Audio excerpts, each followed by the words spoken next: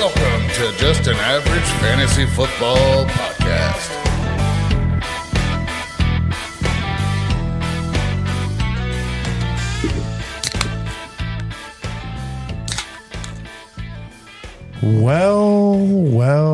Welcome into Just an Average Fantasy Football Podcast. I am your host, Daniel Hayes, with Matt Baker. That's me. You can find us at avgffpod.com. Go there, click the buttons, take you to where you can hear us on Apple, Spotify, and a few other platforms. Or you can look for us on just about anywhere you can get a podcast by searching for Just an Average NFL Pod. Sorry, that was the old name. That was. Just an Average Fantasy Football There Podcast. It is. There we go.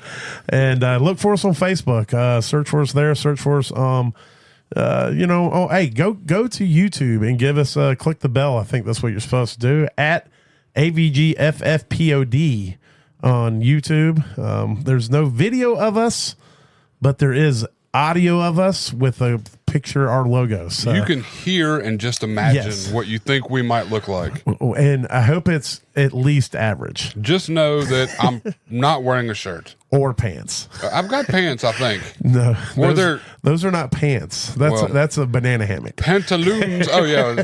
I do have a banana hammock. Does not That is count. definitely true. Who's calling me? I don't know. Don't they know better than that? I don't recognize that number. It's probably a bill collector. Oh, it is always a bill collector. Somebody always wants my money. Bro, I still get calls for an Alltel cell phone bill from the early 2000s when I was still in the Marines. Alltel's not a thing. It was, and I had a cell phone. I had one back then, and apparently they want that $300 and something real bad because I still, to this day, I still get calls for it. That's just some guy in his basement who got information At this point, you were with Alltel. At this point, because you know the way but the way they buy and sell people's debts, they package them. They're like, here, buddy, this thing's been sold to probably 100 different debt collectors, and it's finally to the guy in the basement who gets the bottom of the barrel. He's like, look, man, just send me $50. We'll wipe this out for you. Just send me $50 and some Doritos, bro. Yeah, we'll take care of this for you. We'll get this knocked completely off of. Yeah, and meanwhile, it doesn't actually exist anymore. No, it doesn't even exist. But this guy's got some obscure paper that shows that at one point I owed Alltel money, and somehow he keeps getting my damn number. It's crazy. That's the shitty part. I made $20 off of giving them your number. So you son of a bitch. Oh god. But so man, week one. Week one is the week that is the most overanalyzed fantasy week that you could ever have. This is the week where people make all these declarations, and it doesn't even happen at the end of the week. It'll happen after the first quarter of a game. I'm watching what game? We're watching the game with the Philadelphia game, and I'm in a league, and a guy comes in and he goes, Josh Jacobs, Josh Jacobs was having like the very beginning of the game, couldn't get any yards, and then Emmanuel Wilson came in. Yeah. And Emmanuel Wilson racked off like 2 runs for 13 yards, like right off the cuff. Just right off And the guy comes in. That's it. Josh Jacobs is done. He's never going to see the field again. And then the next half, it was all Josh Jacobs. Yeah. And I was like, no, I think he's okay. Yeah, he'll be all right. And so now we have the Mark Andrews is toast. People out there. Kelsey is toast. It's never. Nobody's ever going to do anything. He's done. Eric Gray got just as many targets and is so much better. And Eric Gray just got the contract extension. He's the future. Screw that Hall of Fame guy who's best friends with the quarterback. Yeah, no, that's never going to happen again. He's not even looking his way. No. But we are going to talk about some things that we do think are actually we can look at and say, yep, that's pretty much a done deal, based on our own opinions. But before we get to that, let's hit some news.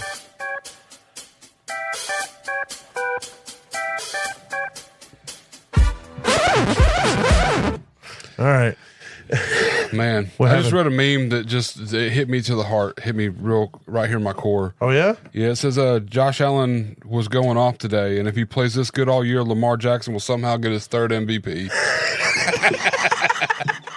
Look, I'm going to tell you right now, as the kids say, Josh Allen is him. He is him. He is him. And not to take anything from Lamar. That's not what this is. This isn't fine. any of that, Lamar takes it from himself. He was all mopey McMope pants after the game. But I mean, it's just like this right here is so funny to me. You see this unfair comparison between the two and their situations and their well, look, I get it. They're both running quarterbacks, but their play styles are completely different. It really is. And, Josh Allen's a bruiser, and Lamar's more finesse. Yeah. And their team, their setup, their scheme, their everything. It's all completely different. It's all different. And I'll say too, as far as Baltimore goes, I get it. They can't beat Buffalo. He can't overcome that hurdle. But wait a minute, they didn't play. No, they played the Chiefs. The Ravens played the Chiefs. Yeah, my brain is like, dude, I literally just did a reset. If there was a Windows shutdown noise, that's what my brain just did. But no, I can't. I get it. Lamar can't overcome the Chiefs and Pat Mahomes and all that stuff. But here's what I'll say: if they can get an O-line to block long enough for them to run a play longer than 5 yards downfield. Yeah, oh yeah. This defense, that offense is going to be scary. It would be very. That offense is going to be scary. They've got to sort out that O-line, but if they get that sorted, they have all the tools to just wreck their opponents. Because you think about this, even though their O-line could not hold up, they were still a half an inch away from sending that, or actually possibly win the game because they're going to go for 2. Oh yeah. When Isaiah Likely caught that ball in the back of the end zone and his toe was out of bounds. Yeah. And so had he caught the ball and they gone for 2 and got it, that'd have been ball game. It would have been done. And the whole story's different. Oh my God, look at the Ravens, look how great they're going to be. Instead of Lamar can't beat the Chiefs, blah blah blah, this and that, because he made the throw. The play was made. Isaiah Likely made the catch. Lamar made the throw. Yeah, yeah. It was a half an inch that it was called a touchdown and then reversed. So that's what I said. That he needs to start wearing white shoes. Yes. They've never been able to differentiate. They've never been able to tell. Yeah. You've never seen the difference there. But and so it's crazy. A lot of times the narratives that can just happen in an instant. Because I'm telling you, again, if he makes that catch, they go for 2 and win the game. The story this week is completely different. Oh yeah. It's going to be, are the Chiefs done? Are they going to make it to the Super Bowl? Are the Ravens the new talk? Or the AFC? It's a whole thing. That's just how it works. But the Chiefs did win. But before we get into that, let's hit on some news real quick, because we did have some big injuries this week. We'll start with Puka Nacua. He is going on the IR. His earliest possible return will be October the 20th. He has a PCL strain, and so hate to see that. There's some guys you need to look into. Step it up. Whittington is a rookie. He's not on our waivers. He's just somebody I think you still need to monitor, because there's a few other receivers. I think it's Johnson. Tyler Johnson had 5 catches for 79 yards. So if he's on waivers, you may want to snatch him up. We'll go ahead and make him an honorary top of the show waiver claim, because I did not have him on my list, even though I had him in my notes. Anyway, so there's a ton of receivers there, but Whittington came in. He's the rookie. He got to run the ball on the wide receiver reverse for the touchdown late in that game with the Rams game. So he's somebody you need to keep an eye on. I drafted him in a bunch of leagues late just to put him on the bench, so I feel pretty good about that. If he does stay as somebody who's going to move up, and look, they are not scared to throw a late round wide receiver out there and see what he can do. No, not at all. Puka is proof of that. Yep. See, Jordan Love is not going on the IR according to LaFleur as of yet. He has a sprained MCL. It's generally, from the quote experts say, a 3 to 6 week injury, but they have not ruled him out for week 2. The thing about quarterbacks sometimes is if you can scheme them in the pocket, sometimes you may try to go out there and make the play. Jordan Love's game is a pocket passer. Now, he does move around a little bit. He is going to need that. So it's really going to determine how sprained is it and all that. I don't expect him to play this week. Malik Willis, they've already come out and said if he doesn't play, Malik Willis is going to be the starter. That's scary for me if I have any of the receivers for Green Bay. But I will say this, and I think you agree with this, Matt. If I have to pick one moving forward with Willis, is going to be Reed. Oh yeah. I mean, I want to Reed regardless, but Reed is somebody who doesn't. he's going to be used in so many different ways, and he's used so close to the line of scrimmage that he's kind of like that Deebo Samuel's kind of utility guy. They do bring him out of the backfield quite a bit. We saw it. I mean, he had a rushing touchdown, was his first touchdown this last game. Yeah, that's right. You're reading that correctly. Christian McCaffrey is inactive for tonight. So did you say inactive? Inactive. He is not playing tonight. All right, we are going to pause the show because I have to go make some changes. Pause. All right, we're back. Oh yeah. I couldn't do a whole lot. Stressful. Quick tip for everybody out there, and I should have known this as somebody who's played fantasy for a very long time. Make sure if you have any questionable players in your Monday night or primetime games, late, like after the main slate games, you move them to your flex so you have what is known as flexibility to play other players. This reminds me of a saying I grew up with. Yeah. Do as I say, not as I do. Yes. And so, yes. And so keep that in mind. I did not do that. I have him in roughly 5 or 6 leagues out of 30 plus. And, I was only able to make a move or a change in 2 of them. One, I had Jordan Mason, thankfully.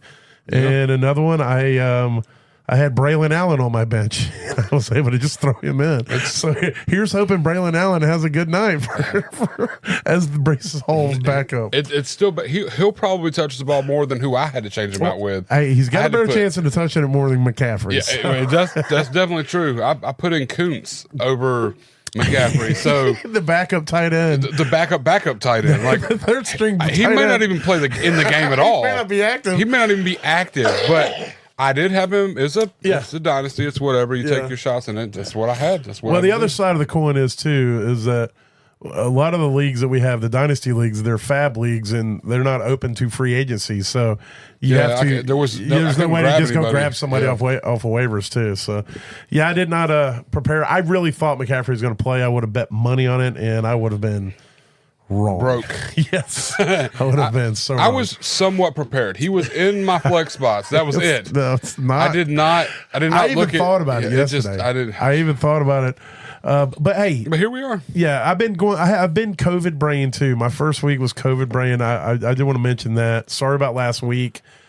We had a big get together last weekend, not this past weekend, but the weekend before, and my son came down unbeknownst. He had COVID. Thankfully, it was a fairly mild strain of it, but he ended up giving it to me and a few other people at the party. Yeah, so it ended up being like I think 20 plus at the end of the day that ended up getting COVID from it. It was including pandemic. My dad, your wife, Terrell's got it now. My sister who lives in Mississippi, her kids, and it was just a whole thing. So it was a full on pandemic over here. It was an actual pandemic, a Steindemic. Yeah, and so I was out of work all last week, and then this weekend was just laid up getting through that. So I'm going to write it off to COVID brain and move on. And and also too, like I've learned a lot with fantasy as far as your first week of fantasy, you never know anything. So you can't get upset about losing week 1 because there's so many variables. There's so much we talk about upsets and things you think and things that don't turn out to be that. I mean, so I've gotten where I'm real lax on week 1. Now if week 2 comes and it's a continuing thing, week 1's more, but let's figure out what's going on here. If you win, you win. That's awesome. It's one less win you need to get later. Yeah, well, this is where we start our, this is where we start our true information gathering. You get to see the games. You get to see how they're playing. You get to see what's different from last year. But we have to also understand you have to learn to take some of these things, and we'll talk about that in a minute. We have to learn to take some of these things with a grain of salt. But, exactly. We talked about Malik Willis is going to start while Jordan Love is out. Josh Allen is come out and said he's good to go. He did hurt his non-throwing hand, but the X-rays were negative. He's ready to go. I did not imagine he was going to miss any time because of that. Lamar, this one needs to be monitored. Lamar Jackson did not practice today. They have not come out and said what. Harbaugh was quoted as saying, we don't have to release injury reports till Wednesday. So that makes me think there is something there that could be on the injury report. It's not just a personal reason. So we need to keep an eye on that. Jordan Addison, who hurt his ankle, is hopeful for week 2. So you need to keep an eye on that. That was a similar he dealt with preseason too. Yes. Right? Did he have an ankle thing? So it's and kind I of think it was the same ankle. So he aggravated the same ankle. And that's kind of what happened with Puka Nacua too. In preseason, he had a knee thing, and then now it's he aggravated the same thing with his knee as well. So that's something to keep in mind as well. Like you still want to follow it, even though it's hit or miss. But the Odunze. Yeah, well, I was about to bring it up. I didn't. It said so on here. I got Odunze's getting an MRI today, and then what did it just say? It's a grade 1 knee sprain. So I don't know what that means. This is the best case scenario. Okay, this is like a 2-week thing. I think it's more swelling than anything else. But I mean, I really do think he's definitely going to miss next week. More than likely, he'll probably miss 2 weeks, but he's not going to go on the IR, I'm sure. Njoku's got a high ankle sprain, so he had this in the preseason as well. He missed 2.5 weeks of preseason. So I imagine he's going to miss at least that amount of time here as well. But right now they're saying week to week. Jake Ferguson, this was I don't know if you saw this one, but it did not look good. Yeah, I didn't see it. I went to go watch recap, but I didn't. He did this weird hurdle thing where he landed, but he landed with his body front and his legs back, and he kind of buckled both of his knees. Yeah, Jake, I can picture that. And immediately went down. Jake Ferguson, it comes out it's a MCL sprain and a bone bruise.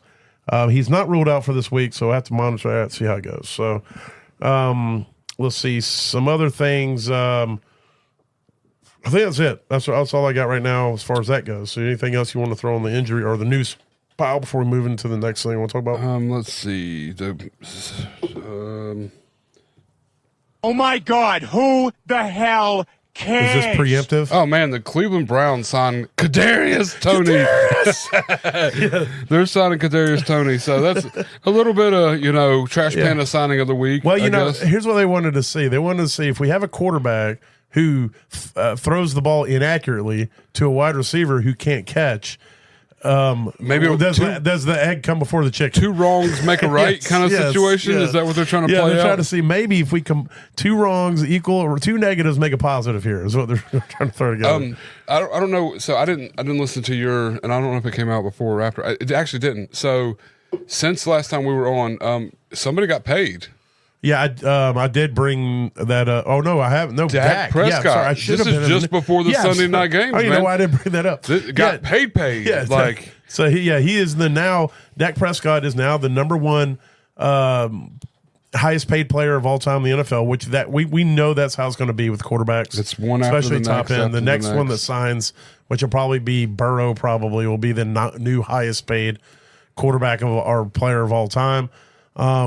But yeah, Dak got paid. I know it was a 4-year deal. I can't remember exactly. I know it's like $61 million a year, or $60 million a year, or something like that, which is just crazy to me. But hey, get that shmoney, because if you don't get it, then the owners are just, and the NFL is just going to pocket it. So exactly. I mean, if I got to pick whether the players get paid or whether the owners and all them get to take all that money, I want the players to get it done, because those are the guys putting their body on the line. Exactly. And I just want to say this real quick. And I could go on a whole rant about this while you're looking up the details. Whenever inevitably you see somebody get paid a lot of money, an athlete get paid a lot of money, you'll see on social media, you hear somebody pay, hey, what kind of, these guys get paid this and teachers can barely get by. And look, I'm not advocating for teachers to barely get by. My oldest son is a high school teacher. I know the plight of the teacher and their pay, and they don't get paid enough. Yeah, no. But that is not the fault of the athlete. The money that athletes get paid doesn't take away from whoever else. It doesn't take away from your money or my money or teachers' money. It takes away from the owners of the team's money and the NFL's money. That's where that money comes from. And it comes from all of us and all of you investing into football as we watch the sport and we buy the jerseys and we go to the games and we invest all of our money into the sport. It generates this money, and then this money has to go somewhere. And if you don't like the fact that athletes get paid quadrillions of dollars, then don't fucking watch the games. Yeah, don't give them Don't money. support it, because if you support it, you're feeding into the money they're making. But here's the thing you should always remember. If Dak Prescott's not going to make $61 million or $60 million a year, and he's not going to make this money, then Jerry Jones is going to make this money. Yep. And so if we can just pay all these athletes the same salary, we pay them all $35,000 a year, because I believe that's about an average teacher's salary. So we'll just say tomorrow, all NFL players make $35,000 a year and send them out there. Well, guess what? That's just billions upon billions of dollars that are going to go into these fat cats' back pocket because the money's not going to end up going to the places you want it to go to. Nope. So that argument is stupid. It's invalid, and it shows you have no concept of the economics or market or any of that stuff. If you want to change how teachers get paid, create a league where teachers battle against each other and sell their jerseys and put them in stadiums and do all that and make it private. And then you can come out there and create your league, and then everyone can go in there and they can cheer for their favorite teacher every Sunday and pay for the tickets and buy the hot dogs and the drinks and tailgate for hours in their jerseys as they play fantasy teacher on their sleeper app. But until you can do that, I doubt teachers are going to make what they deserve because they deserve a lot more money than they get paid. And if society, if tomorrow athletes went away, then society it was going to be fine. But if tomorrow teachers went away, then society is going to crumble before your very eyes. So I know that teachers and education is far more important than Dak Prescott throwing touchdown passes. But that's not going to stop the market that NFL is and the money that's in it. And the players deserve the money far more than anybody else in that ladder of money that gets distributed from the owners to the commissioner to everybody involved. The players deserve the money, and then everyone who works in there, the coaches and the people who work in the stadiums, they all deserve that money a lot more than the other people. But make no mistake, those owners are going to get their pay, which is why every few years we have these battles between the owners and the players union because they don't want to give up any more than they absolutely have to. And so if you don't like the fact that athletes get paid more than teachers, then go fucking do something else with your life, but I don't want to hear about it. Anyway, how much did he get paid? $240 million for a 4-year contract, which is $231 million guaranteed. Holy, I did not realize 231. That's $231 million. That's $1 million more than Deshaun Watson's. No, his was 260. 230. Oh, was it? $230 million. Okay. It was $230 million guaranteed from the Cleveland Browns to Deshaun Watson. But Dax and they're reaping the benefits of that too. That's one of the best deals. Man. I bet Cleveland's just loving the fact that they cut that check.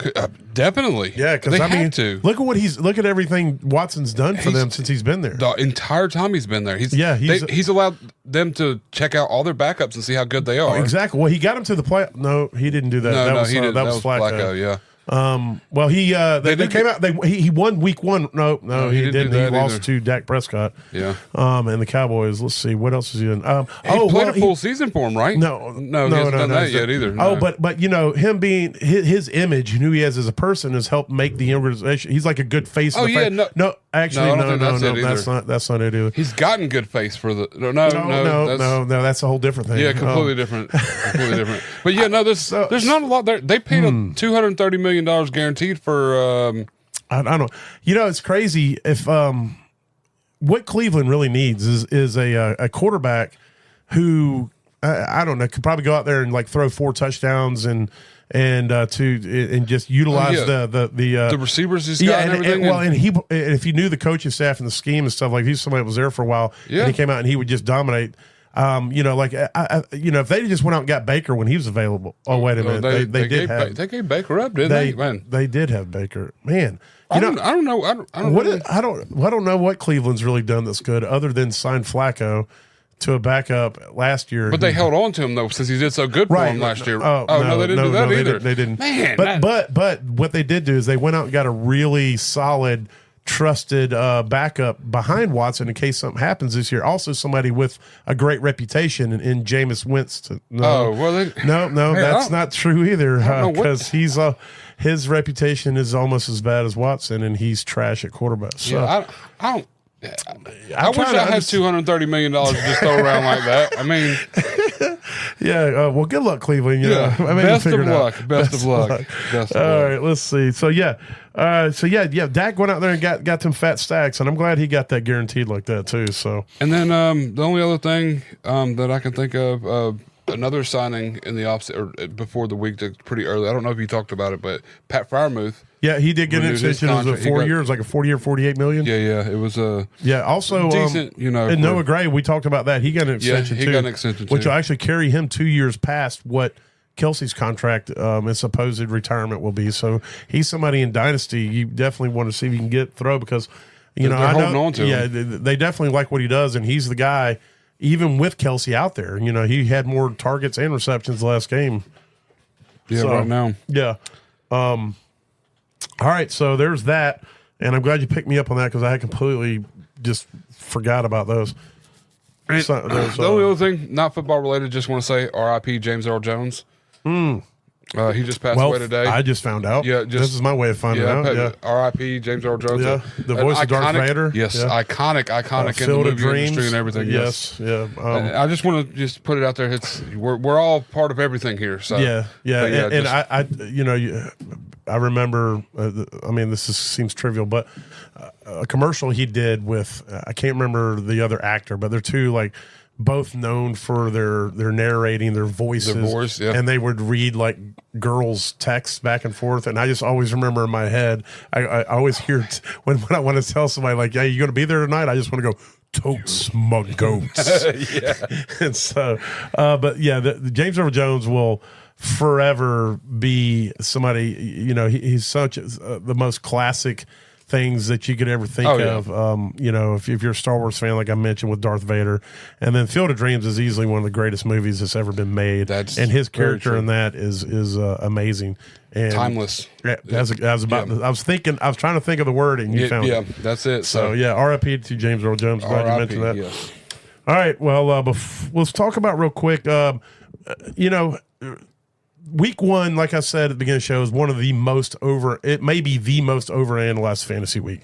You spend all offseason drafting your teams, researching your players, making your things. This guy's going to be this good, and this guy's going to be trash, and this guy's going to be X, Y, and Z. Yeah, this guy's the one, this guy's the two. And so it's like a test you study for all offseason, and then you start getting the answers week 1, and then all of a sudden it's like panic central. Like I've been saying all offseason how much I believe in DK Metcalf, and then what happens week 1? DK goes out there and doo-doos all over the field. It's just not, yeah. And so we have to remember to take these things with a grain of salt. It's a long season. If you look at like Stephon Diggs last year, the first half of the season, Stephon Diggs was absolute money in the bank. He was ready to be one of the best, and then last half of the season he was garbage, and he killed a lot of fantasy teams. AJ Brown was very similar. At the beginning of the season, he was absolutely lighting it up, and then when the team started falling apart in the back half of the season, he disappeared. He took the biggest hit, yeah. Yeah, and so you have these ebbs and flows that happen, and if you have an ebb during week 1, then all of a sudden, oh my God, Mark Andrews is trash, Travis Kelce is trash. Why did I draft these guys? And Isaiah Likely is taking his job, and all this crap that you all of a sudden these things you decide And then week 2, you go out there and Mark Andrews has 6 receptions for 120 yards and 3 touchdowns and likely plays 14% of the snaps. Yeah, exactly. I don't think that's going to happen, but it could. And then all of a sudden, where are you at? Because week 1, you're like, this guy's toast. He's never going to be on the field again. And then week 2, oh my God, he's the greatest ever lived. And so you can't live that way. You need at least 3 to 4 weeks to kind of get an idea of usage and understanding. So it's kind of a time where people want to panic sell. This is a great time to buy low. You can probably go buy Mark Andrews right now. You can buy him low. Yeah. If you go back and look at the tape, speaking specifically on that, just to give people a little bit of, try to calm the fears a little bit. 2 things I'll say. Number 1, Isaiah Likely is going to be heavily involved in this offense, regardless of what Mark Andrews is. Isaiah Likely was used more as a wide receiver. He's going to be used as more of a wide receiver. He might end up being a number 2 receiver on this team behind Zay Flowers, but regardless of Mark Andrews. But I think Mark Andrews is going to be just fine because Mark Andrews is the tight end. He was double and triple coverage at time. They bracketed him, which Kansas City has done this the last 3 times they've played. They have decided to completely remove Mark Andrews from the game, and they have set a game plan out to do that. And they just shadow this guy. They bombard him with coverage. There's safeties, linebackers, and corners all over this guy every time he turns around. And if you look at the film, you go back and watch him every snap, you'll see it. You'll see him constantly covered. There's one touch or red zone play where he had almost 4. I think he had 4 guys covering him in the end zone. And so, you just got to take your lumps when it comes to that. maybe in the future I don't play Mark Andrews again if they play the Chiefs. You know, he played 15% more snaps. He was out there for 15% more time than likely was right in general. He didn't get as many targets, but like you said, if you got 3 guys on a guy, you can't really take that risk, and then they're going to leave somebody open. Yeah, when you got that many guys covering Andrews, then it's going to open up stuff, and you got to be able to find that, and that's where Likely was, and Likely was also being covered, by just one guy, their second best guy. And so I'm not too scared right now when it comes to Mark Andrews. But I think that Likely is somebody you need to grab. I don't know what his availability is in leagues, but he would be my top tight end grab if he's out there, and we'll talk about that a little later. And so, but the one thing I wanted to get at is there are some things that I will put I'm going to say this is it, and I'll speak to this, and I think you got one as well. Bryce Young is not a starting quarterback in the NFL. Mm-hmm. I have seen an entire season in this game.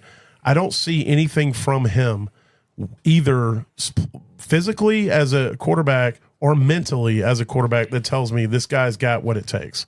He's overthrowing receivers. He has zero confidence. He's laughing after he threw an interception. Now, I want to say that I don't think Bryce Young is the type who finds it funny that he throws interceptions, and I think he was trying to laugh it off as opposed to, having a good time about throwing interceptions. So I don't want to paint that picture, but it just bothers me to see that attitude because I want to see anger if I see anything. I don't want to see, oh shucks, I didn't mean to do that. My bad, guy. No, I want to see him come to the sideline where like I'm mad. Go back and look at film, see where he fucked up, and look at the defense. I want to see some intensity. Learn from it. I want to see some like I don't know. I don't think it's that he doesn't care. I just think that for him, it's like it's not. There's no. I'm trying to think of the word, but it's basically like it's got to happen now. Yeah. You only have so many snaps in the NFL. Whoever you are. Now, Tom Brady had all the snaps in the NFL, but he still only had so many. Yeah, exactly. And some guys have years of snaps, and some guys have 1 or 2 snaps, and then they never get a chance again. And so you don't know what injuries around the corner. You don't know what's going to happen. And you've got to go out there and you've got to fight for every snap. You got to fight for every opportunity. And you got to play this game with the same intensity that they're trying to come out there and knock your head off. Yep. And you cannot miss wide open guys up the seam consistently. There is nothing that he's doing that's telling me that this guy has what it takes. And I want him to have what it takes. I like Bryce Young as a person. I think as an individual, he is an amazing person based off of what I know about him. And I know what he did in college. But the NFL is too big for him, and the Panthers need to bench him. Yes. And they need to bench him not for his own good. He needs to watch. He needs to watch Andy Dalton go out there and play as a veteran, prepare, go out there and read defenses and play the game. And I'm not saying Andy Dalton's freaking Joe Flacco or Joe Montana or anything. But what Joe Flacco can teach him is he can teach him how to go out there and want it and show him how to go out there and play in a way as a leader who takes charge, who owns his mistakes, who holds people accountable for their mistakes. How in the hell can you hold somebody accountable when you're over there laughing about throwing an interception because you're trying to laugh it off, whatever. I want to see you pissed at yourself. I want to see you pissed at your guys. And I want you to go out there and show me that you got what it takes because you haven't done it yet. You played the entire season last season. You did nothing during that season. And I get it. You've had 3 head coaches since you've been in this league. You've had 3 offensive schemes, and you're playing for a dysfunctional organization. I get all that. But I need to see something from him. And I don't know if it's the organization that's not preparing him enough or whether it's his own inability to go out there and play with some sort of fortitude and fire to want to. And then I'll say this too on top of that. I think you're going to talk about the other young quarterback who we can make some determinations on. You're going to talk about. I'm talking about an old quarterback that got paid stacks on stacks. Okay, well I'll hit one more. Sucks. Will Levis is absolute garbage as well, and it's a whole different thing. That dude has no lack of confidence. He thinks he's the greatest, and he is very passionate and intense. His problem is that he cannot feel pressure and he cannot read defense, and the more pressure you apply to him, the worse it gets. And I'm telling you that if you could take these two and put them together, if you could give Bryce Young the intensity that Will Levis plays with and the athletic ability that he possesses, then it would be one of the greatest quarterbacks ever. Be scary. And so those are my two determinations: Bryce Young and Will Levis. Those guys are going to be holding clipboards maybe before the season is out. At least for Levis, I think they're going to give Bryce a whole season to just stink it up. Even though they, like I said, they should bench him. So, and then what was your determination? I learned that Daniel Jones should have never signed a contract or been paid to play football. Period. That dude is stealing money. Anytime your head coach has to come out the day after you play and assure your fans that he is gonna start, something's wrong, in my opinion. There should be no reason for anybody to think he should be benched. Yeah. You don't need reaffirmation. Oh, yeah, we're definitely going to start him next week, too. Don't worry. In case you wanted to play him in DFS and, Look, it's the kiss of death. He got paid. When owners start coming out getting the coaches back in a bad situation, that means it's only a matter of time. It's the same thing when coaches have to come and be like, oh, he's our guy. We're not going anywhere without Daniel Jones. It's like, nah, Drew Lock's getting his arm warm. He didn't look good at all last year. There was a couple, and that's when they had actual real threats out of the backfield, and they had a. It's not looking good. He has looked like garbage can McGee. Every game last season and to start the season, he does not look like he knows what the hell's going on. He has regressed. It was so bad, extremely regressed. It was very bad. And honestly, this is against the Minnesota Vikings. Sam Darnold came out there and looked like a Pro Bowl quarterback. Yeah, against Daniel Jones, who's getting paid so much more money than Sam. You know what I mean? Like, I don't know. I just think this.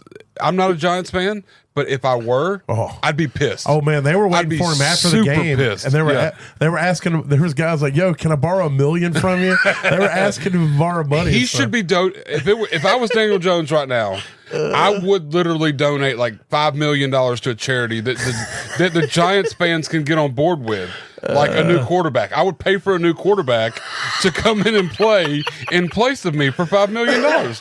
Yeah. They might could get somebody that would be like Tyrod Taylor. No, he's gone now. He's over the Jets now. But but hey, they got Drew Lock right there waiting. Man. And you know what? That's a step up. I go ahead and tell you right now, Drew Lock would be my guy. I don't even think Lock's that good of a quarterback, but it's a step up. He's not. It's definitely a step up. So I did learn this week that even from watching that game that Daniel Jones he's done, dude. If any of y'all have him on your team, he's Oscar the Grouch's house. Trash can. Exactly. Y'all are all losing the season. Yes. If you have Daniel Jones as your starting quarterback for any reason, if he's your backup, if he's your superflex, you're still going to lose. Him, Bryce Young, Will Levis is a trifecta.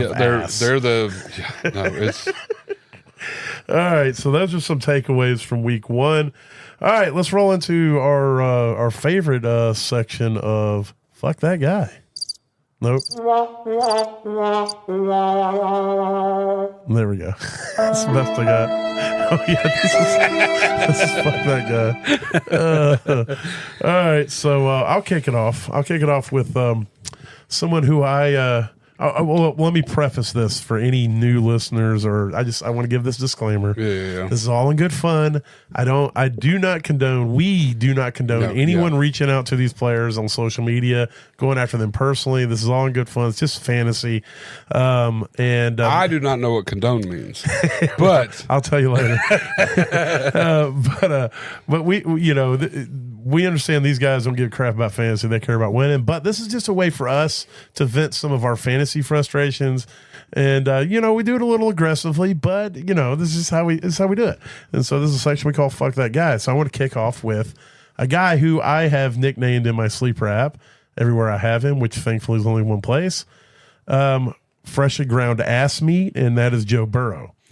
Joe Burrow, you can dye your hair blonde. You can look like Eminem. But I'm waiting for the real Joe Burrow to stand up, because that brother, he ain't stood up for a minute. I think maybe one game last season before he went out for the whole year. But he's I don't know. I don't know if he's just not that good. And finally, the it struck midnight on the Cinderella story. But I know that there were some key drops. I get that. But the whole game, he didn't look good. He is not. You look at what Josh Allen did. Josh Allen willed himself to win that game. He took over when he had to. He took the team on his shoulders. And Joe Burrow, right now, somebody needs to put Joe Burrow on their shoulders and help him be a better quarterback, because he was garbage, and they lost to the Patriots, which kicked me out of a elimination pool. So I'm upset about that. Plus cost me, got me an L in fantasy. So for that, I just want to say to you, Slim Burrow, fuck that guy. All right, so this is kind of a weird situation. I hate week one obstacles, but I want to say, like, fuck that guy to Chris Olave. but I can't, because it wasn't in any way his fault that the Panthers blew so bad that Derek Carr only threw the ball 30 at halftime. Yeah, he only threw the ball when they left somebody wide ass open. Yeah, he only threw the ball 23 times, completed 19 of them, and 3 of them were 900,000 yards to Rashid. Shaheed on the back. The first touchdown set the whole game in motion, and from there it was like, you know what? We don't need Olave. Why are we going to use him? I mean, his snap percentage was down. Yeah, he only had 2 targets. He caught both of them. It was 11 yards. Right. Which we saw a lot of that at the end of the year last year. The little dump off, which is fine. But I mean, Derek Carr did look like a Hall of Fame quarterback out there, though. Just saying, so.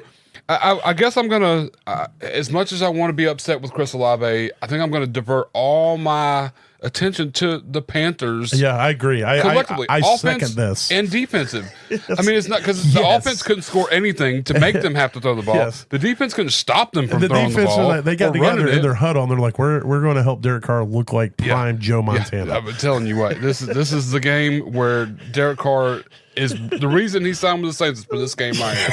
This is the reason. Yeah. And I feel from the bottom of my heart, because it cost me so bad everywhere. Yeah, from the bottom of my heart to the Panthers as well. All of them. So every single one of them. Fuck those guys. All right. Well, I'm going to throw a couple running backs at you. And the first one is Gus Edwards. And look, this will probably be the last time Gus Edwards is on this list, but I had high hopes in Gus. I made a statement. So, first of all, fuck me for making this statement. But I came out and said that Gus Edwards will outscore Jerome Ford not overall, but every individual week. And then week 1 comes out and it's already over. It's done. Ford outscored him by a lot. Gus Edwards is not the guy. It's almost like that Burrow pick you had, right? The Cincinnati Bengals. Yeah, we don't have to rehash all my picks. Let's just stay right where we're at here. But yeah, so Gus Edwards, we'll throw it out to you. I'm going to give you, these are going to be for each individual. So for Gus Edwards, fuck that guy. And then Raheem Mostert, and then I get it. Did he play? He did. not well. But he played. I don't think I saw much of him out there. It's like the old Raheem Mostert again. Devon Achane got a ton. They didn't run the ball super well as a team anyway. Achane got a lot of work in the past game, so they got kind of shut down. So I get it, but still, you're supposed to be super fast as offenses, whatever. They were throwing the ball all over the place, so you would think that would open up some running lanes, and apparently it didn't, except for when the one run that Jeff Wilson had in the second half. What the fuck was that all about? For 26 yards. I forgot Jeff Wilson was a thing that existed. But anyway, I think in that one run, Jeff Wilson got more than Mostert had the whole game. I think in anybody's one run, they got more. Mostert went 6 for 9 yards. Yes. So yeah, that was exactly. And so I just want to say to Raheem Mostert as well, because you killed me in another league. Fuck that guy. Yeah, no, okay, so I guess if we're going to talk running backs, I guess I'm going to go with DeAndre Swift.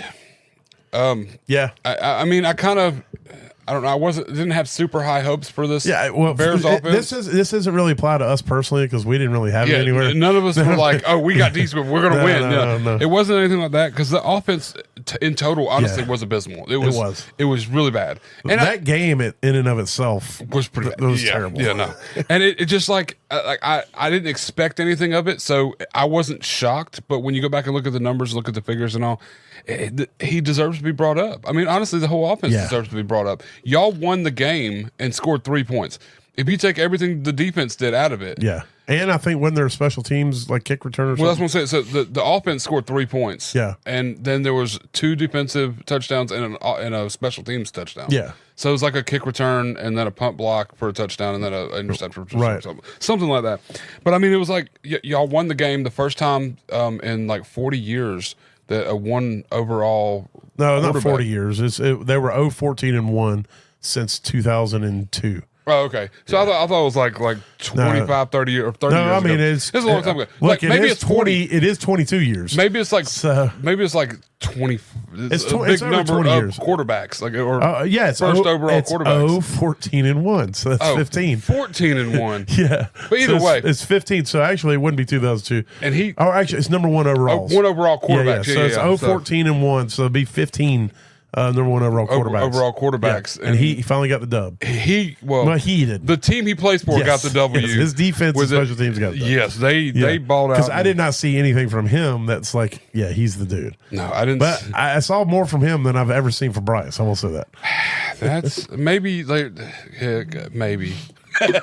But yeah, no. So I mean, to really the whole offense in general, if you put any of those eggs in your basket, you were counting a little shy. I'm sure you came up pretty short this week. Yes. Maybe hopefully it gets better, but whatever. But to DeAndre Swift. Fuck that guy. All right. Well, I got some 4 wide receivers I'll throw at you. Amari Cooper. Fuck that guy. Terry McLaurin. Fuck that guy. These last 2 are going to hurt. Well, so we'll do them together, and then we'll say it quiet. Amon-Ra St. Brown and DK Metcalf. Fuck those guys. Please. Yeah. I mean, because fuck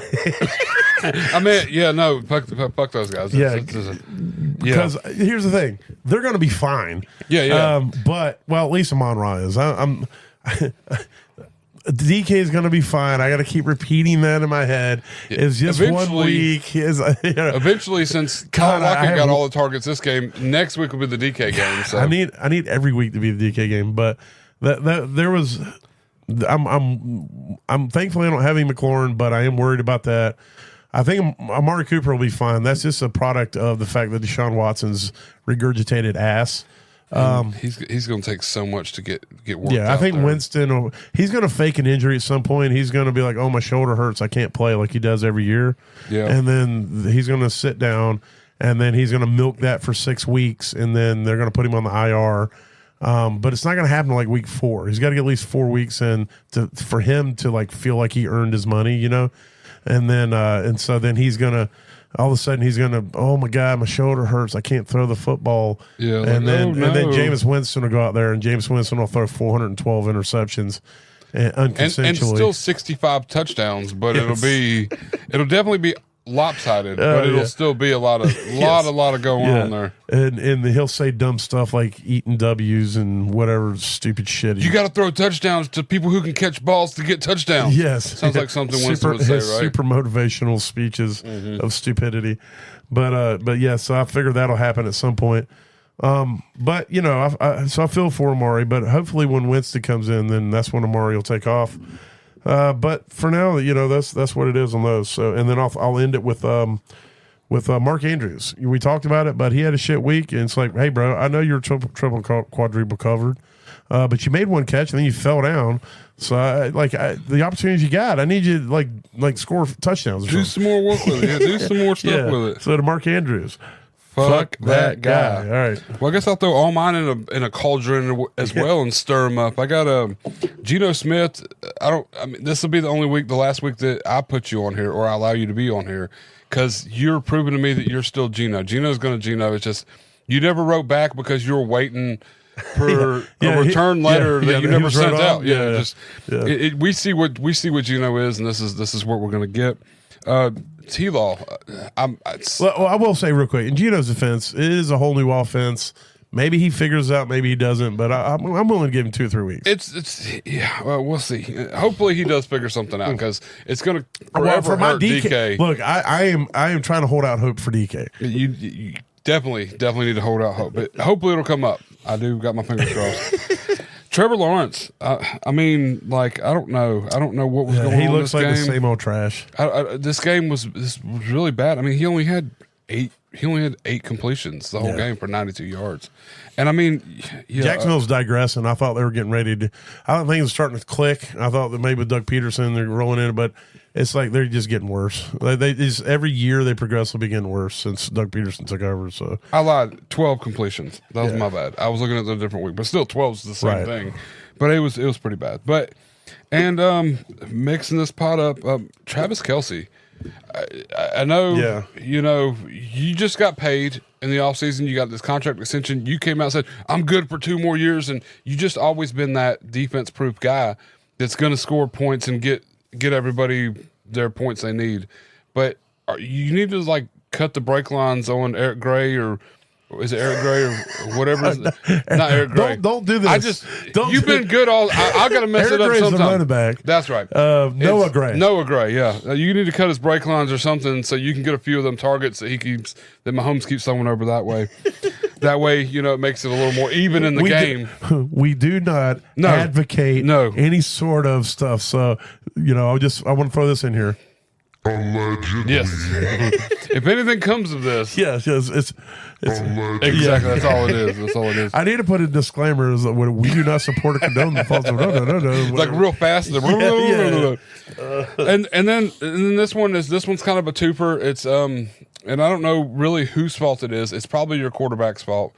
But Ray McLeod and Drake London, both of y'all. Because Ray, you're not supposed to be getting all Drake London's targets, and I don't appreciate it. So Drake London get open and push Ray McLeod off the field. Something needs to go on there to where Drake can get these targets. I think this is a product of a team that did not play together the entire offseason. Yeah. And they're still knocking the rust off. I think they're going to be fine. Oh, yeah. There were times where they looked good. Kyle Pitts looked great. But, I need Drake London to escalate. I will say after this season, if it's still the same old Drake London, then maybe he's not what we thought he was. Maybe it's time to move on. Yeah, and just kind of. Oh, it will be. Pick up Ray McLeod because that's where it's at. apparently, old Ray is the hot target. Man, he's the Cordell Patterson of this offense. Nice. But I will say to Ray McLeod, Drake London, Travis Kelce, Geno Smith, and Trevor Lawrence. As much as I don't want to, I want to say. Fuck those guys. So, all right. Well, give me a transition into. We're going to hit on some top performers real quick. These nuts. That's an interesting way to go about it. All right, Josh Allen went out there and absolutely balled out. Put up 31.2 points, and he threw the team on his back. We talked about it. It didn't look great at the beginning, but he got it sorted at the end where he was basically through sheer will.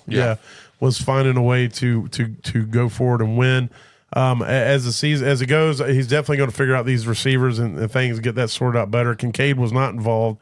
A little upset about that, but that'll all get worked out. But we just know that regardless of that, Josh Allen's still going to be that dude. Baker Mayfield showed up against Washington, went out there and just threw 4 touchdowns. He is the dude. He's got his swag back. He's hyping guys on the sideline. He is in full Baker mode, putting up 29.7. Jaden Daniels in his rookie debut, they did not get the W, but he went out there and rushed for a couple touchdowns and looked okay. That Kingsbury offense is so close to the line of scrimmage. A lot of times you just dump, and then maybe taking a shot downfield. But as he works in these receivers and stuff, he's going to get better. But I did like the rushing, putting up 28.2. Anthony Richardson, he's like bomb. Alec Pierce, bomb. Ashton Doolin, bomb. Alec Pierce. I think he completed 9 passes for 200 and something yards and like 3 tuds or something. It was insane stat line, yeah. Yeah, and went out there and ran that. Did you see the rushing touchdown where he basically ran through the defender? Oh, yeah, no, yeah. That was tough right there. But putting up 27.1 points out there as the number 4 on the week. Lamar Jackson coming in at number 5 at 25.1. Just doing what Lamar does, rushing for 122 yards. You would like to see some more downfield passing and opening that up a little bit, but like I said earlier, I think this offense is going to be just fine. Derek Carr, we talked about that, how the Panthers just made him look amazing out there as a QB6, dropping 21.3 points out there and looking great. That's for the quarterbacks. Let's hit some running backs real quick. Of course, Saquon Barkley just absolutely eating. He did what I thought he was going to do with the Eagles, man. That's the Saquon we know. He looks rejuvenated. He's with a team that cares about him. And one thing I don't know if I like or don't like. When they got close to the goal line, it was not the Jalen Hurts show. Yeah. They gave Saquon the opportunity to get touchdowns, and he did. He did his thing. That's definitely going to take away from Jalen Hurts's, 17 or 15 or whatever he got last year. But and we talked about this before, I think off air. But Joe Mixon looks. I don't know if I've ever seen Joe Mixon run that hard and play that hard. He just looked great. He looked like Damian Pierce out there. He looked way better than Damian Pierce. I just that angry run we saw out of his rookie year where he was just running through people, which we haven't seen since then. But that's what it like. There was a couple times where I was like, "Damn, is Damian playing?" But it was Mixon just plowing through people. I like it. I like this. 25.3 fantasy points. J.K. Dobbins. Hey, this guy can come back and do this every week. He's really going to be a story, that you can't deny from what he's gone through injury-wise, 2 ACLs and coming back from those and just going out there and dominating. You did see his top-end speed is definitely lacking, but I think you expect that because both those long runs he did, most running backs are going to get away and go ahead and score on that, but still – he went out there and dominated, and I think he's going to be the lead guy moving forward. But he put up 21.4 fantasy points. I know that we gave him some shit in the offseason, but Ramondre Stevenson looked great against the Bengals. The Bengals did not look good against the run, and so we'll see how he looks moving forward against tougher competition. I know he's got a good week coming up this week. I can't remember who they're playing, but it's not a tough. And then he's got 2 tough opponents after that, so we'll see how that pans out. But he put up 20.1 fantasy points. Alvin Kamara just doing what Alvin Kamara does, just catching passes, making good runs. And of course, it was against the Panthers. A lot of bulk too. I mean, he was the main. I mean, Jamal Williams had a big game on handoffs and stuff. Yeah. Let's see, Devon Achane. A lot of what he did was on the back of pass catching, but he made it work. Kenneth Walker looking like a man out there. Yeah. He got a couple tuds, and then Aaron Jones just looking like the same dude. He looked great. When he scored his touchdown where he had to run around the edge, I'm like, is that Aaron Jones? Yeah, right. Yeah. So he looked fast. He looked good. 17.9. And then James Conner, he is the dude in Arizona. If you've got him, you should be happy about that. He's going to be getting the work. You just hope he stays healthy. 17.8 fantasy points. And the last 2 I'm just going to throw out there is Tony Pollard is the guy for Tennessee. There's no question. Yeah. We were thinking, they said it was going to be a 50-50 split. It was not. No. Averaging over 5 yards a carry, got 16.9 fantasy points and 4 targets. They both of them had 4 targets, so they really aren't like one of them isn't getting this and the other one's getting that. It's like whoever's in is going to be involved, and they're going to be involved in every aspect. And then Brian Robinson Jr. looked great, and he looked like the dude. He got more carries. Austin Eckler was in the pass catching side, but I think Brian Robinson is their primary back in that offense. Oh yeah, definitely. Wide receivers, Jaden Reed. We talked about him. That dude is so talented. He's just going to, if he stays healthy, he's going to be a top receiver next year. He may even be a first round, fantasy draft in next year's redraft. So, Cooper Kupp, welcome back. I think he had 22 targets. Cooper Kupp did. So yeah, he was just. That was after Puka left too. Yeah. Like with the injury and everything. But still, he's back to it's Cooper Kupp show. Yeah. Tyreek just had we talked about Tyreek's things with the police. Don't know all the details on that. Part of it, he did get 2 citations, but some of it doesn't sound too good. But they just released the body cam footage, so it's gonna be interesting to go check that out and see what really went down with that. But he was able to play, and he did dominate. 3, he finishes as a wide receiver 3 going into Monday night. 22.5 fantasy points. Jameson Williams, we've been hyping him up all offseason. We've been waiting for this kid. And I tell you, to watch him, did you see him going to the press conference where he's like, I ain't never done this before? Yeah. He was super happy. And then couldn't stop smiling. Couldn't stop smiling. And he's talking about him getting the game. He's never got a game ball before. Yeah. He's never going to let this go. He's probably going to sleep with it. He really was just like a kid. Who just, was just having a good time out there. And that's what you want to see. Somebody has a good game and appreciates it, but it was also showing respect to all the other players as well, talking about how the defense stepped up. And D-Mon, as David Montgomery, like if he didn't come out there and man up like he did, that was great. Yeah, like, that was a good game. That was a good game. That overtime, Yeah. Dave Montgomery came out there fresh legs. Yeah, they beat the shit out of the defense. Nobody could do anything with him. That was gold, man. But I think Jameson Williams helped to remind me that a lot of these guys are just kids. Oh yeah, and as we talk shit about him and say fuck that guy, but still, I just try to keep in mind a lot of these guys are just kids, and they're playing a game. Mike Evans had 2 touchdowns, and one of those was he caught it, and I don't know how the hell he caught it. He was covered. I thought he was overthrown by Baker, and it's like he time jumped or something. Well, he's a 75-25 guy. He's not even a 50-50. I don't know. This guy gets 75. No, you don't understand. He was like 4 yards behind where the ball was going to be a half a second before the ball got there, and then he shimmered and disappeared, and then appeared with the ball catching. And even the defender was like, "How the fuck did you get past me?" That? I don't know. It was so weird. It was one of those plays where I was like, I watched it, and then I still didn't understand what happened. AJ Brown just doing what AJ Brown does, being a beast. 20.4 fantasy points.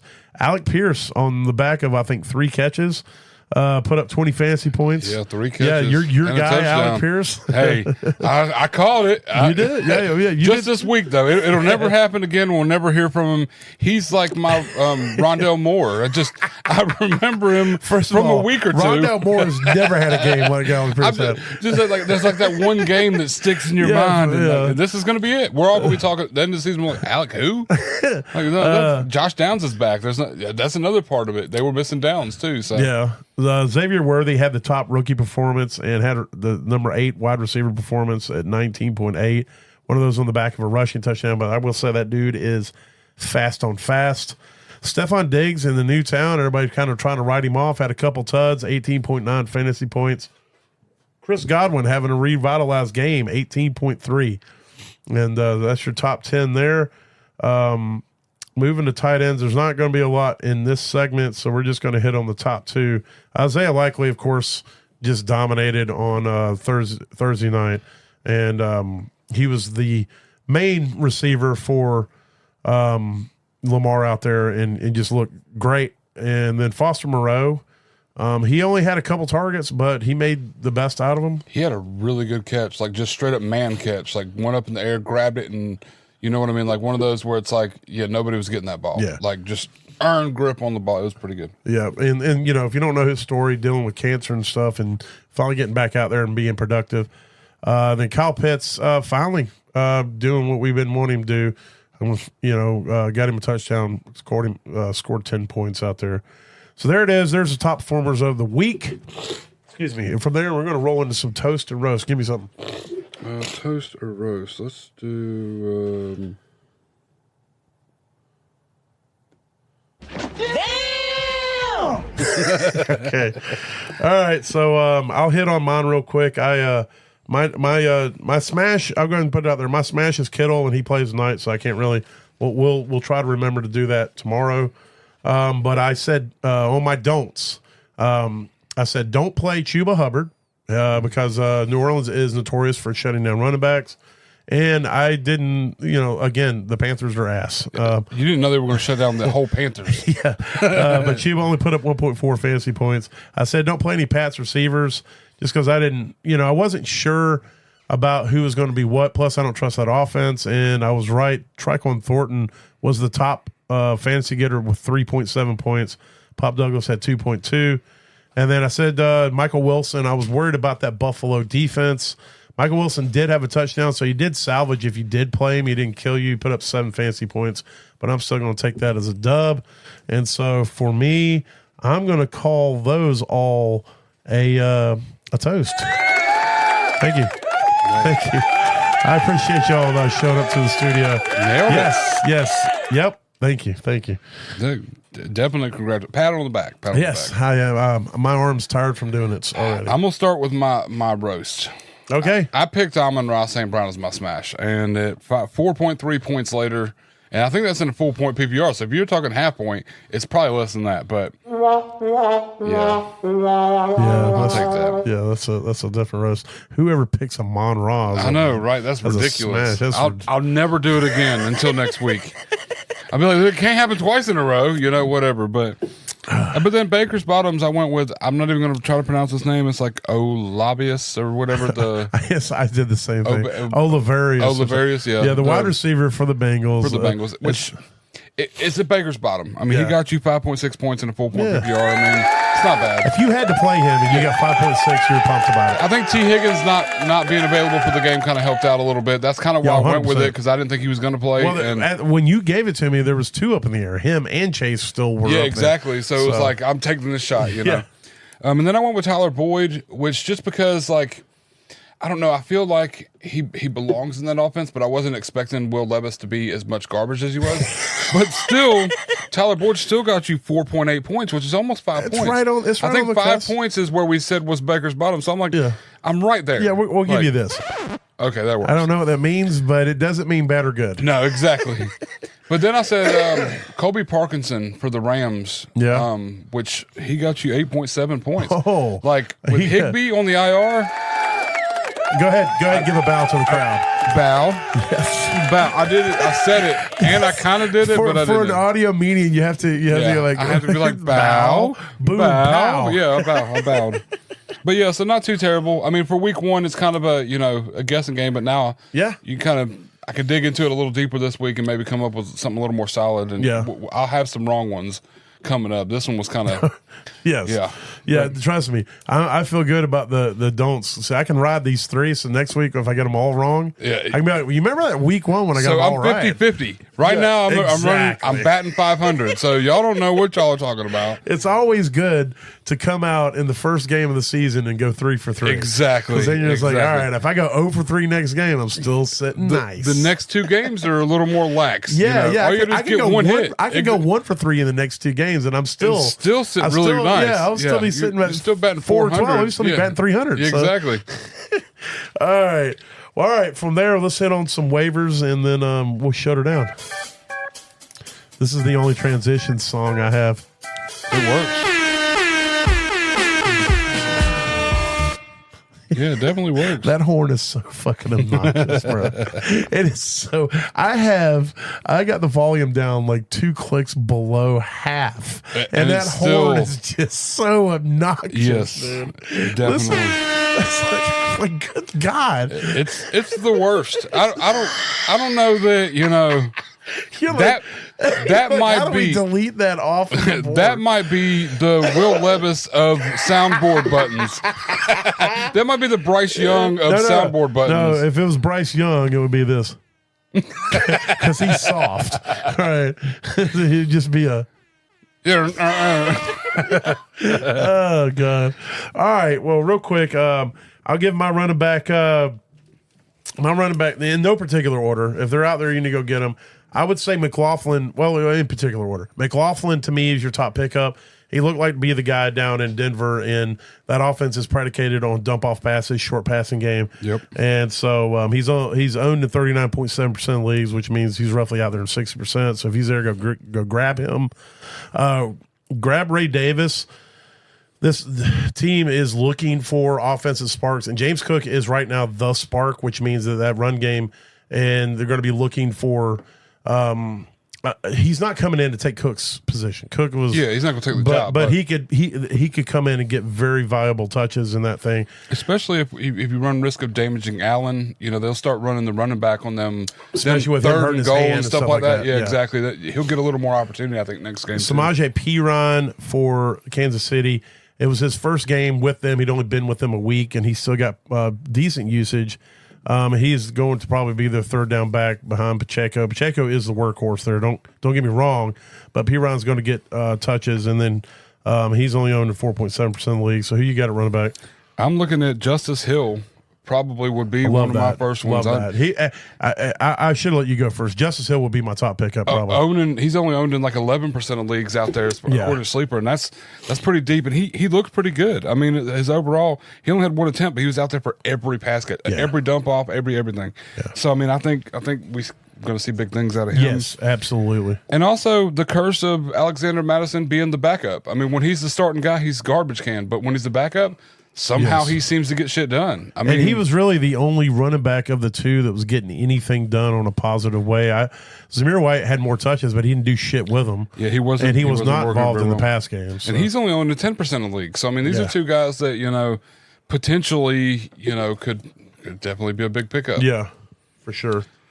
And then I guess hell, I'll go ahead and swing into my wide receivers. hit your wide out, son. I got an older gentleman who just happened to find the end zone, and I think is going to be a key part of the $240 million man, and that's Brandon Cooks. Yes, Brandon Cooks, absolutely.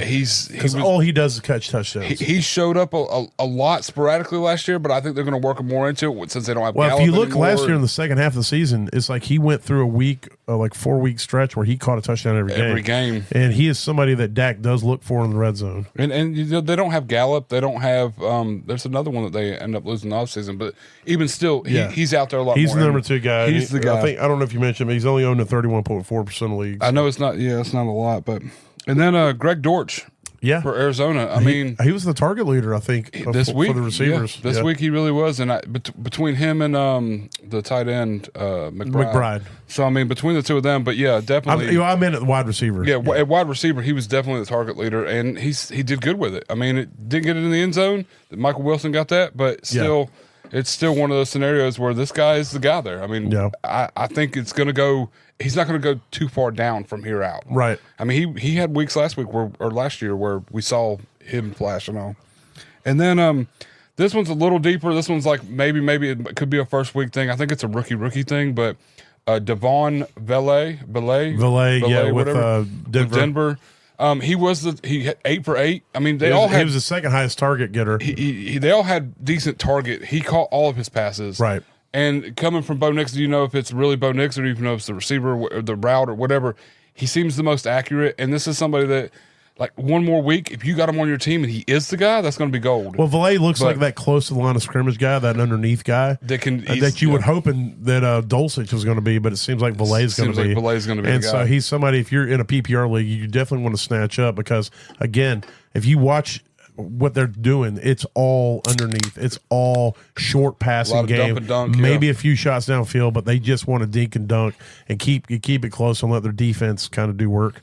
And I mean, you don't want to miss out on him. I mean, I bet he's on. I don't know the exact numbers what he's owned in, but I'm sure it's not a lot. It's definitely it's probably less than 1%. To be honest with you. That's probably true. Yeah. And I mean, this is a guy that could easily become an every week. Yeah, and if you're in Dynasty and he's on waivers, you need to snatch him up now. Which I grabbed him in preseason in 2 leagues just because I heard a little bit of chitter chatter. Well, they came out and talked about Peyton's been hyping this guy up since like 2 weeks in the last 2 weeks preseason. So I was kind of like go ahead and grab him here and there and I want to say the last preseason game Denver had, he had like 6 catches for like 84 yards or something. It was a pretty big game. Yeah, no, definitely.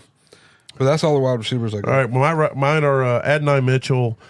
He went out there. His stat sheet didn't look great, but if you watch the game, you see what happened. He had 2. He was wide the fuck open, and Richardson overthrew him just barely on 2 long plays that would have been touchdowns. They definitely got something going. We talked about Alec Pierce, how much you love him, but I think that he's.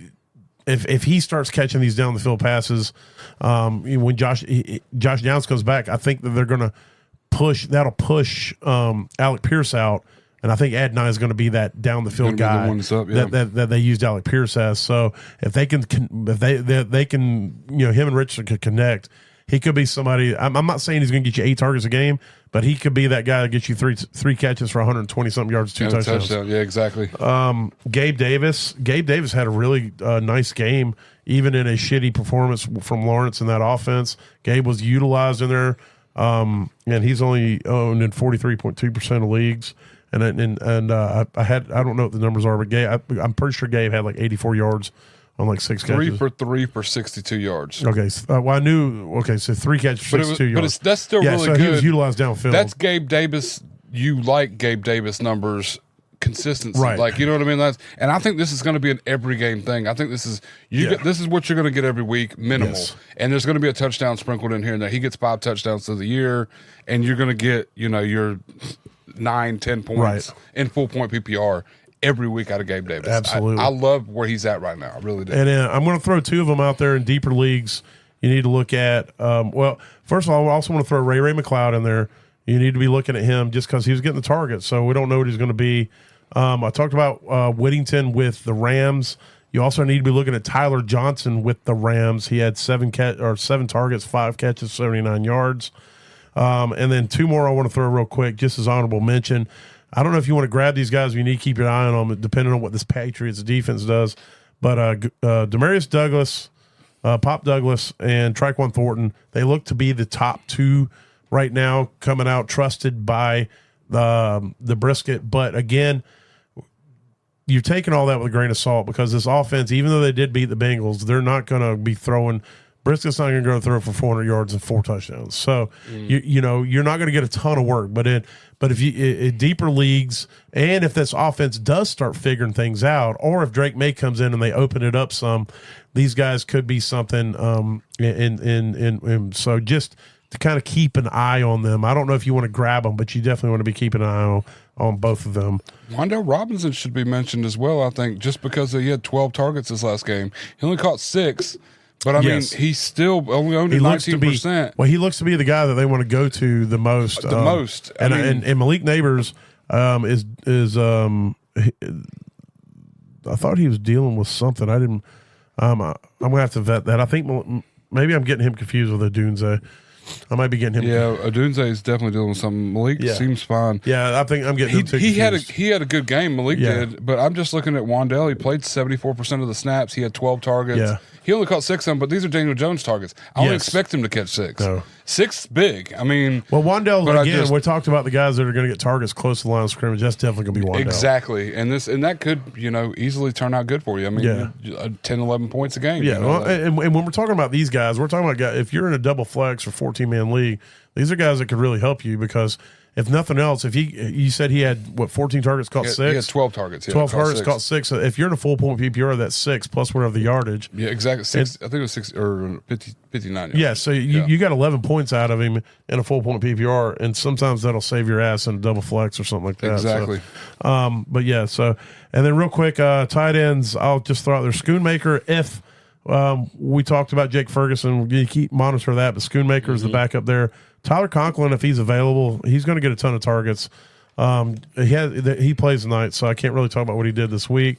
And then Theo Johnson, look, we don't want to put a lot into this Giants offense, but again, I'm not saying grab Theo Johnson. I'm just saying keep your eye on Theo Johnson. He's a rookie tight end, but he was the target leader at tight end. He was the starter. And so, as this offense evolves and maybe Drew Lock comes in, or if somehow Daniel Jones wakes up and figures things out, then some of these guys could have value. And if you're the guy sitting there, keep an eye on them. And then I don't know if he's out there, but Judy had 8 targets and a touchdown. He only caught 3 of them for 25 yards, but he was targeted by, the Predators. So, just keep an eye on those things. And then Jordan Akins, Jordan Akins needs to be looked at with Njoku going down. Yeah. And so he was a target leader, but he only had 27 yards. So, all right, you got your tight ends, right? Kobe Parkinson. I really do think this is going to be a sleeper pickup. I mean, I know it's probably based on the shoulders of what's his name going on the IR, but we just brought him up. The Predator Watson just came across the wire. Browns quarterback Deshaun Watson has a new sexual assault charge from 2020 that just came across where it says new sexual assault in 2020 has been accused of another one. So it just stacks on stacks, right? Yeah, man. The Browns, great decision. Yeah. I mean, but I guess you can't really blame them because there weren't really any of those character issues there before they gave him that contract. Oh, wait a minute. Yeah, no, it was right in the midst of it all. It was all that there. They gave him that contract. Yeah, no. Yeah. This is on them, man. It's all on them. They got to figure this out. The Browns get everything they deserve for signing that piece of garbage and then going out and getting another piece of garbage to be his fucking backup. Exactly. So anyway, back to your tight ends. Kobe Parkinson. I think according to this, he's only owned in 10% of leagues. And I honestly think that he's going to be a key part of the Rams offense moving forward until Higbee gets off the IR. He's out with the ACL or whatever it is, but I mean, he was targeted 5 times at 4 receptions for 47 yards, and they were key targets. So, Stafford likes to use Higbee. We had the big games and all, and I think Kobe Parkinson was going to be part of it. So, I And love of course, that. I love that Chigakonkwo. Parkinson. Like Chigakonkwo, we Bruh, keep saying he it every caught that year. tud. Yeah, I know. It was. Look, it all boils down to those Levis fucking mayonnaise targets. So. But yeah, no, it's one that I'm definitely watching. People kind of like wrote him off from last year because we all thought he was going to be big and bad last year, and he's kind of starting to reemerge. He didn't write back, but I think Levis wrote back for him. Levis- And that's the only problem. Except nobody was able to read it. He's like, me good. We play okay. Oh God! Mayonnaise in coffee. Please catch ball when throw near you. Me named Levis. like the jeans. Me Gronk carry conversation far. Hell no. I think Gronk is a fucking rocket scientist compared to Will Levis. All right. So did you have another tight end? No, that's All right. Well, go ahead and give me your QB streamer of the week. We don't really give I mean, this is if you're streaming tight end or quarterbacks. Yeah. And these really the tight ends are kind of streamers too. So, but give me your Essentially, I'm going with Matthew Stafford this week.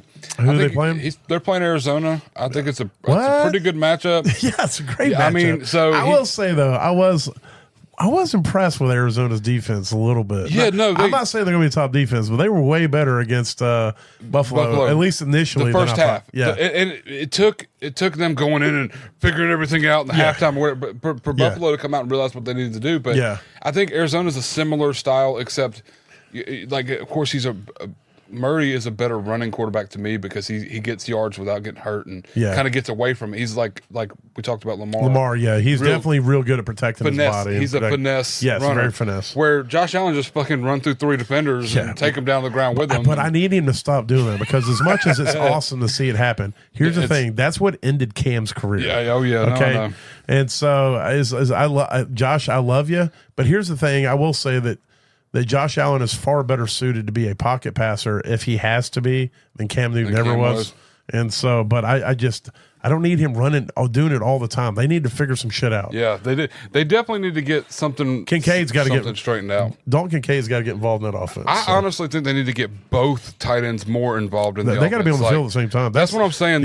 Dawson Knox and Dalton Kincaid needs to be treated as a receiver, a receiver, and have Knox out. I mean, because Knox is a good tight end as well, but like Kincaid's so much better as a receiving tight end. Yes, but Knox is such a good tight end and that available target. You know, we saw it this last and he game, has the rapport. Yeah, exactly. So they need to get them on the field, and they need to utilize both of them. I think, but anyway, yeah, definitely. All right. So that's my streamers. Matthew Stafford this week.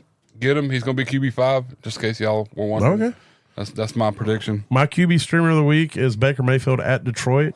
Detroit's going to put up a bunch of points. Baker's going to have to run with them, and I think he can do it. They're still going to lose the game, but Baker's going to go out there and he's working in the offense now. They're running Godwin out of that slot, and they're using him in that short yardage and opening it up the top side. And then you got the McMillan, the rookie, who he missed a couple wide open passes, but he also caught he either caught a touchdown or he ran one in. I know McMillan scored.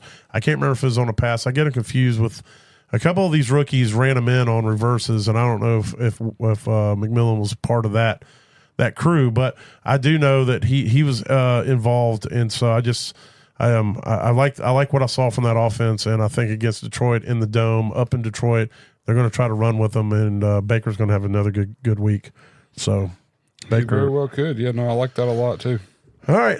Well, there it is. There's week 1 in the books. We'll get back with you hopefully tomorrow. That's the plan, to set up for week 2 and start getting into that regular routine. Again, apologize for last week with the COVID. Did not expect it to happen the way it did, but we did what we could, and I'll try to if I have to do a solo show in my man cave by myself again, I'll try to be better prepared to bring a little bit more work. So what do you got? What's that? No, I was just looking at Rachaad White's 6 targets for 6 catches. Yeah. Dude's so fucking efficient. He's so great at catching, man. That dude he's so efficient at catching. That dude sucks in balls. He should have been a wide receiver or something. I mean, oh God.